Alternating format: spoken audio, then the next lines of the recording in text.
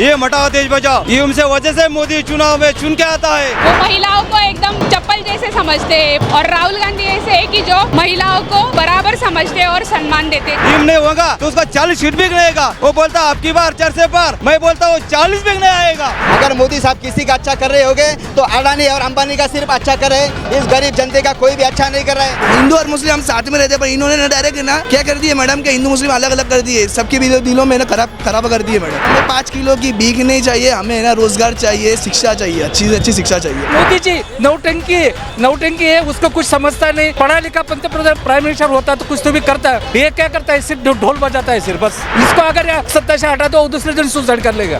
कौन सुसाइड? मोदी। हमारे साथ कुछ महिलाएं हैं, इनसे बातचीत कर लेते हैं। कैसे देख रही है आप राहुल गांधी की भारत जोड़ो न्याय यात्रा को?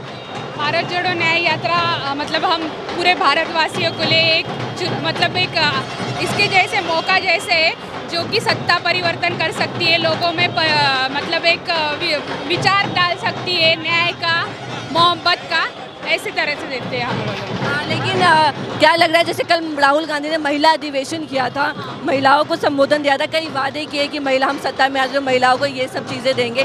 क्या लगता है, उम्मीद नज़र आ रही है? हाँ बिल्कुल नजर आ रही है, क्योंकि राहुल गांधी जो भी बोलते हैं वो करते हैं। उन्होंने कर्नाटका में जो भी बोला, जो महिलाओं के लिए बोला कि हम बस में उनको मतलब मुफ्त प्रवास करने के लिए ये करेंगे, या फिर उन्होंने राजस्थान में 500 का सिलेंडर दिया, जो बोला था वो सब किया। तो अभी भी हमको लगता है कि आगे भी वो जो बोलेंगे, अगर वो चुन के आते हैं तो वो करेंगे। मोदी जी की सरकार में महिला होने के नाते आपको क्या क्या समस्याओं का सामना करना? छोटी छोटी तो बहुत सारी समस्या है, लेकिन बड़ी तरह से देखा जाए तो मणिपुर में जो जैसे नग्न टिंडा निकाली गई महिलाओं की, या फिर हमारी भारत की जो खिलाड़ी है जिन्होंने हमें ओलंपिक में पदक दिलाए, उनकी तरफ इन बीजेपी के नेताओं का और सारे लोगों का जैसा नज़रिया है, वो महिलाओं को एकदम मतलब चप्पल जैसे समझते हैं, पैरों के तले रखना चाहते हैं। और राहुल गांधी ऐसे है कि जो महिलाओं को मतलब बराबर समझते हैं और सम्मान देते हैं। जैसे कि उन्होंने कल न्याय में बोला कि आधी आबादी आधा हक को मिलेगा, तो इसलिए हमको ये लगता है गांधी के साथ।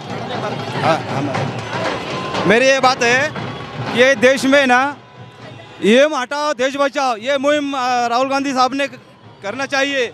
ये हटाओ देश बचाओ, ये उनसे वजह से मोदी चुनाव में चुन के आता है। आपको लग रहा है कि ईवीएम में धांधली है? हाँ, ईवीएम के बहुत गलत काम कर रहे हैं, ईवीएम में बहुत घोटाला हो रहा है, और इनके वजह से वो 10 बार 5 पंचवर्षीय चुन के आए। ईवीएम नहीं होगा तो उसका 40 सीट भी रहेगा। वो बोलता आपकी बार चर्चे पर, मैं बोलता हूँ 40 भी नहीं आएगा। 40 भी नहीं आएगा, पर ईवीएम रहेगा तो हर मोदी आएगा, ईवीएम नहीं रहेगा तो वो गुजरात से भी गायब हो जाएगा। राहुल गांधी। मेरा नाम है देवीदास पिराजी सरगड़े। गया चुनाव में मैं खड़ा था, लोकसभा चुनाव में मैं उम्मीदवार था, मेरे को सब जानकारी है, इसलिए मैं सब आदेश सब जनता के सामने में बोलता हूँ। नमस्ते. खऱ्या अर्थाने ह्या देशामध्ये ह्या लोकशाहीचा खूप अपमान होत आहे आणि खऱ्या अर्थाने ह्या भारत देशामध्ये हिंदी बोल लेंगे क्योंकि हमारा जो व्यूअरशिप है हिंदी है। हाँ बोलता हूँ ना, इस देश के अंदर जो है कि संविधान की ज़रूरत है, और ये पूरा भारत देश जो चलता है इस संविधान के ऊपर चलता है। मगर आज ये भारत देश को जो लोगों ने गली से तो दिल्ली तक मोदी साहब के हाथ में जो सत्ता दी, और उसका गैर फायदा अगर इस देश के अंदर किसी ने लिया होगा तो मोदी साहब ने लिया होगा। मोदी साहब बोलते हैं मेरा 56 इंच का छाती है, फिर विजय मल्ल्या इस देश छोड़ के जाता है, एक गरीब का माल लूट के जाता है, तो फिर आप किधर गई आपकी 56 इंच की छाती?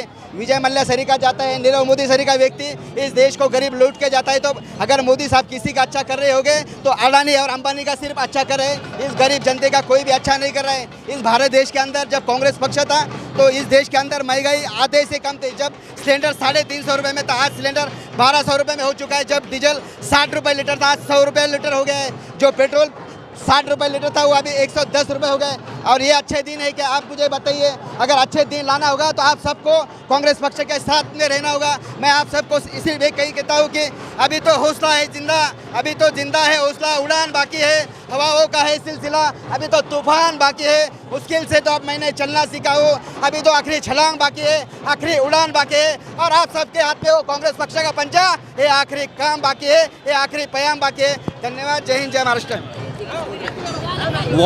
वॉलेट पेपर पे ये टाइम का इलेक्शन होना चाहिए।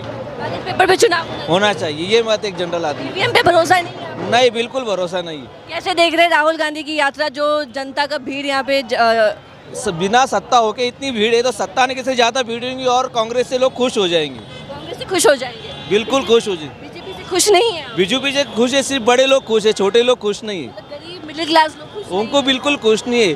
सिर्फ राशन फ्री बोलते हैं, 2760 रुपये 9000 रुपये होता है, उसके अगेंस्ट 96,000 वो एक्स्ट्रा ले लेते हैं गरीब गोरों से। आज की न्यूज़पेपर में आया है वो कि क्या वो महंगाई जो राशन पास बोल रहे हैं 5 साल फ्री होएगा, सिर्फ चावल का रेट, वो चावल जो देते हैं उसका रेट ही 30 रुपये है। उसका रेट हिसाब लगाएंगे तो कुछ 9000 रुपये ही होता है, और साल में वो उसका पैसा लगाए तो सिर्फ 97,000 रुपये होता है। उससे ज़्यादा वो गैस सब्सिडी में वसूल कर लेते हैं। जैसे मोदी सरकार कह रही है कि हम राशन देते हैं 80 करोड़ जनता को, तो 80 वो भीख नहीं होना ना, उससे ज़्यादा गैस का रेट कम करा। 5 किलो की भीख नहीं चाहिए, हमें रोजगार चाहिए। हम रोजगार मिला तो हम 50 किलो ला सकते हैं, पर 5 किलो की भीख नहीं चाहिए। हम किसके ना भीख लेके दबना नहीं चाहते, हम खुद के बल पे रहना। आत्मनिर्भर भारत बोला था मोदी सरकार ने, पर उन्होंने ये दबा रहे 5 किलो देकर। आपकी पहली पसंद कौन है प्रधानमंत्री? राहुल गांधी, राहुल गांधी। ऑलवेज राहुल गांधी। मोदी जी को नहीं पसंद? नहीं नहीं मैडम, क्या किए, बस हिंदू मुस्लिम बस, उसके सिवा कुछ ही नहीं किया। जुमलेबाजी, फेंका बाकी और जुमलेबाजी। हिंदू मुस्लिम ज्यादा हो गया है। बहुत ज्यादा हो गया है मैडम। हम लोग है ना साथ में रहते हैं ना, हिंदू और मुस्लिम हम साथ में रहते हैं, पर इन्होंने ना डायरेक्ट ना क्या कर दिए मैडम के हिंदू मुस्लिम अलग अलग कर दिए, सबके दिलों में ना खराब कर दिए मैडम। बहुत सारी नफरत पैदा कर दी है मैडम। तो हमें 5 किलो की भीख नहीं चाहिए, हमें ना रोजगार चाहिए, शिक्षा चाहिए, अच्छी से अच्छी शिक्षा चाहिए मैडम। क्या कह रहे हैं सर? मैडम एक्सक्यूज मी, अगर गवर्नमेंट 5 साल के लिए फ्री में अनाज दे रही है, इसका मतलब ये लोगों को रोजगार नहीं दे रही है। इससे क्या होता है कि तुम बेरोजगारी बहुत बढ़त है, बेरोजगारी बढ़ती है। निकम्मी सरकार है। अगर रोजगार देते तो 5 किलो भीख जाने की जरूरत नहीं थी। और एक फोटो सिर्फ वो क्या फोटो, वो नौटंकी बाज प्राइम मिनिस्टर है। वो कहीं जाता है, कभी जो जुमला के भगवे कपड़े पहनता है, कभी वो तो परसों फोटो देखा फौजी के कपड़े में, फौजी के पकड़ा, वो राजा बाबू पिक्चर देखा था ना, उसी नौटंकी है उसको। मोदी जी, वो हाँ मोदी जी नौटंकी है, उसको कुछ समझता नहीं, उसको कुछ नहीं। पढ़ा लिखा पंतप्रधान प्राइम मिनिस्टर होता तो कुछ तो भी करता है। ये क्या करता है, सिर्फ ढोल बजाता है सिर्फ, बस। कहते हैं मोदी जी तो पढ़े लिखे, पॉलिटिकल साइंस। उनको उसने चाय बेचा, एक भी आदमी दिखा दो उसने जहाँ पढ़ाई की, तुम्हारे साथ पढ़ाई की, तुम्हारे फ्रेंड हो गए ना, एक तो भी आदमी दिखा दो कि उसने जहाँ पढ़ाई की वो उसके साथ में बेंच पे बैठा है। क्यों? जिसको उसने पढ़ाया वो भी एक प्राइम मिनिस्टर टीचर दिखा दो कि वो उसके साथ में पढ़ा है, उसको उसने पढ़ाया है। ऐसा राहुल गांधी में आपको क्या क्या चीजें पसंद है जो आप चाहते हैं कि राहुल गांधी? वो पढ़ा लिखा आदमी है। एक देखो, अगर 10 साल से वो कांग्रेस को कहीं ज़्यादा ये नहीं मिल रहा है, फिर भी वो अकेला लड़ रहा है। उसके जो लड़ने की जो एनर्जी है ना, वो खुद अच्छा, वो मुझे बहुत अच्छी लगी। इसको अगर सत्ता से हटा दो, दूसरे दिन सुसाइड कर लेगा। कौन सुसाइड कर? मोदी, ये मेरा लिखा लो। चाचा को डर नहीं लगता? डर नहीं लगता जैसे आप? नहीं, कुछ नहीं लगता। क्या पढ़ना है, मरना है, कुछ फर्क नहीं पड़ता। लेकिन राहुल गांधी 10 साल से लड़ रहा है, अगर ये इसकी सत्ता गई तो दूसरे दिन उनको हिटलर जैसा हो जाएगा। बस इतने कहने का मुझे। राहुल गांधी की सत्ता आना मांगता है। राहुल गांधी की सत्ता। देखिए, पहली बात तो सबसे महत्वपूर्ण मुद्दा है बेरोजगारी, दूसरा मुद्दा है अनएम्प्लॉयमेंट, तीसरा मुद्दा है जो फार्मर काम कर रहे हैं उनको सही तरीके से उनको मदद नहीं मिल रही है, उनको सही तरीके से पैसा नहीं मिल रहा है। रात दिन काम करने के बाद भी फार्मर लोग यहाँ पे आंदोलन कर रहे हैं, लेकिन कोई शिवसेना बीजेपी का नेता नहीं आया। और सबसे इम्पोर्टेंट बात, मोदी जी कहते हैं कि 10 साल में तरक्की की, 10 साल में तरक्की की। 10 साल में कुछ भी तरक्की या फिर कुछ भी नई स्कीम नहीं आई है। जो भी पहले वाली स्कीम थी उसका नाम बदलकर सिर्फ वो नया स्कीम चालू कर दिया है। नया वाला ऐसा कोई प्रोजेक्ट आया नहीं, नया वाला ऐसा स्कीम आया नहीं, तो तरक्की कैसे हुई? पेट्रोल का भाव आपको शायद याद होगा, 10 साल पहले मेरे ख्याल से 55-60 रुपये था, आज 110 रुपये है। डीजल 55 रुपये था, आज मेरे ख्याल से 100 रुपया है। गैस मेरे ख्याल से 550 था 10 साल पहले, आज आप 1100 रुपये में ले रहे हैं। सब कुछ महंगाई बढ़ गई, अनएम्प्लॉयमेंट बढ़ गया, किसानों को सही तरीके से अनाज का दाम नहीं मिल रहा है, तो सब तरफ बेरोजगारी है, सब तरफ नाराज़गी है। तो कैसे 400 के पार कैसे नारा लगा सकते हैं? मैं तो कहता हूँ कि 150 के पार भी मुश्किल हो जाएगा अगर लोग जाग जाए तो।